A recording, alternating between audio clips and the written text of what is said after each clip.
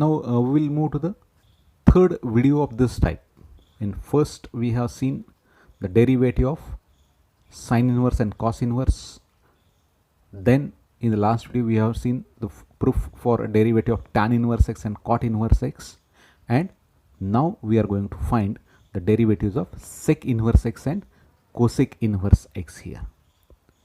So before that we have derived the formula for derivative of inverse function, that is dy by dx is equal to 1 upon dx by dy, provided dx by dy should not be 0.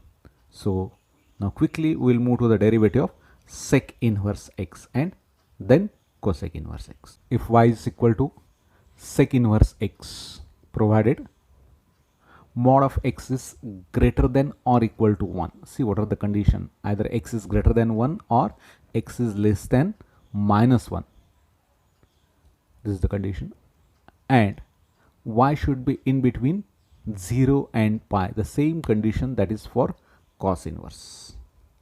So y should be in between 0 and pi, and one more condition we have to apply here, y should not be pi by 2. y ची value pi by 2 असून चालणार नाही. आपण पुढे बघू, discuss करू का होतं त्याच्यामध्ये. कारण फंक्शन जेव्हा x is equal to sec y लिहाल तर sec of pi by 2 is not defined, त्यामुळं सेक पाय बाय 2 डिफाईन नाही आहे, त्यामुळं सेक इन्व्हर्स ऑफ कुठल्याही व्हॅल्यूचा सेक इन्व्हर्स हा पाय बाय 2 येत नाही, त्यामुळे y ची व्हॅल्यू पाय बाय 2 सोडून सगळ्या घ्याव्या लागतील. If this condition is true then dy by dx it is 1 upon x into root of x square minus 1 for x greater than 1. जेव्हा x पॉझिटिव्ह असेल, ग्रेटर दॅन 1 असेल तेव्हा first part येईल. And if x is negative and less than minus 1 then dy by dx will be minus 1 upon x root of x square minus 1. So in the both cases the derivative should be positive. Why? See carefully. Okay, so we'll move for the proof and then at the end we'll discuss how it is positive always. So consider the given function y is equal to sec inverse x, called as equation number 1, with the given condition that mod of x should be greater than 1, that is x greater than 1 or x should be less than minus 1, and 0 is less than y is less than pi, that is y is in between 0 and pi, with the condition y should not be pi by 2. Then from 1 we can write x is equal to sec y as y is equal to sec inverse x. This is from the definition of inverse function. So we'll go for the derivative with respect to y, as this is function in y. Dx by dy is equal to derivative of sec y with respect to y, sec y into tan y. So call this is equation number 3. We know that the relation between derivative of inverse function is dy by dx can be written as 1 upon dx by dy. I will call this is equation number 4, and already we have obtained the value of dx by dy in equation 3. So use the value of dx by dy from equation 3 in 4. So using 3 in 4 we get dy by dx is equal to 1 upon sec y into tan y. Now see what happens. Already in equation 2 we have sec y, so we can replace sec y by x, but we can't replace tan y directly. So to use identity we'll do the same steps here. We'll write tan y as square root of tan square y, but as we are taking square root we must check for plus or minus both square roots. Now see what happens there. Y is in between 0 and pi. Yeah, means 0 to pi by 2 is the first quadrant, pi by 2 to pi is the second quadrant, and in the first quadrant all are positive, so sec y and tan y are positive, hence this denominator is positive. See what happens in the second quadrant, pi by 2 to pi. In second quadrant, sine and cosec, as by ASTC rule, sine is positive, so cosec is positive. So cos, tan, sec and cot are negative, so sec is negative, tan is negative, but negative into negative it is becoming positive, so denominator again becomes positive. So this is why we are getting dy by dx is positive only for any value of y in between 0 and pi. So Now question arises whether to consider the plus only or minus. But see, the value of sec y may be positive or negative. So we'll carry this plus minus as it is and we'll use the identity here. Now we know that 1 plus tan square y is equal to sec square y. So transferring 1 on another side, we'll get tan square y is equal to sec square y minus 1. And we are getting here dy by dx is equal to, we'll use now equation 2 there. Sec y is x. So we are getting dy by dx is equal to 1 upon plus minus x into root of x square minus 1. Now the question remains when to use plus and when to use minus. Yes, what is the answer? Just think for 1 minute. Or whether to consider plus only.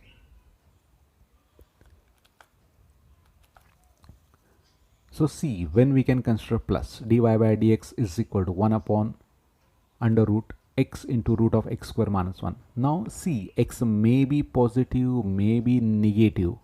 It makes no difference. Only x should not be 1. So x should be greater than 1. So x is equal to 1 is not allowed here. And if we consider x is positive or negative, x square is always positive. Already we have taken the condition mod of x should be greater than or equal to 1.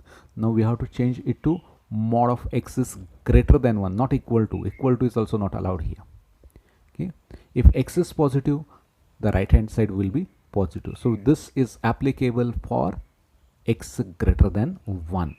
And see what will happen if x is negative.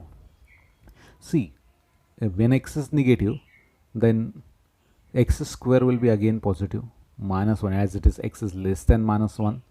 No doubt it is positive. But the term outside the square root, it is x, will be negative. And as we have discussed above, dy by dx should be positive. So in this case, we have to consider the minus sign. Minus and minus times this x will become positive because x is already negative. लक्षात येतो का बघा, इथं x हा less than minus 1 आहे,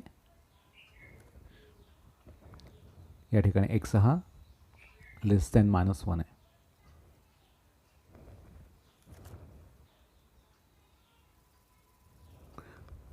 Here x is less than minus 1, so x is negative. So this term, it is negative, and the term here is minus 1. So minus minus it will become plus. Okay. So because of that minus sign, now the term on RHS is becoming positive. So as sec is increasing function, its derivative is positive in given domain. So already we have mentioned one more condition. Already we have discussed why it is positive, but this is another condition that as sec is increasing, the derivative of increasing function always increases. We are going to discuss this in next topic. It is applications of derivative. So this is the formula for derivative of sec inverse x. It is 1 upon x into root of x square minus 1. And as we have seen in previous two cases, the difference in the derivatives of sec inverse and cosec inverse is of only of minus sign. Now if y is equal to cos inverse x, again same mod of x is greater than or equal to, again we'll remove this equal to afterwards, and y should be in between minus pi by 2 to pi by 2, and y should not be 0. Why this is? Because we know that cosec of 0 is not defined. So there exists no value of x for which cosec inverse of x is 0, with the condition that dy by dx is equal to minus 1 upon x root of x square minus 1 for x is greater than 1. See here the sign changes. तिथं पहिली term plus होती, दूसरी term minus होती. When x is positive, x is greater than 1, the derivative was positive, and when x was less than minus 1, the derivative was negative. Here this is a reverse. When x is greater than 1, the derivative is negative, and when x is less than minus 1, the derivative is plus with plus sign. Okay, so we'll discuss the proof quickly. let y is equal to cos inverse x, call this is equation number 1, where mod of x is greater than 1 and minus pi by 2 is less than y is less than pi by 2 and y is not equal to 0. Then x is equal to cosec of y by definition of inverse function. This is equation 2. So we'll go for equation 3 by differentiating equation 2 there. Dx by dy is equal to derivative of cosec y is minus cosec y into cot y. This is derivative with respect to y, not with respect to x. If we go for derivative with respect to x, you have to multiply by its derivative, that is dy by dx, but this is not the composite function. See it carefully. We have the formula for derivative of inverse function as dy by dx is equal to 1 upon dx by dy. Call this is equation number 4.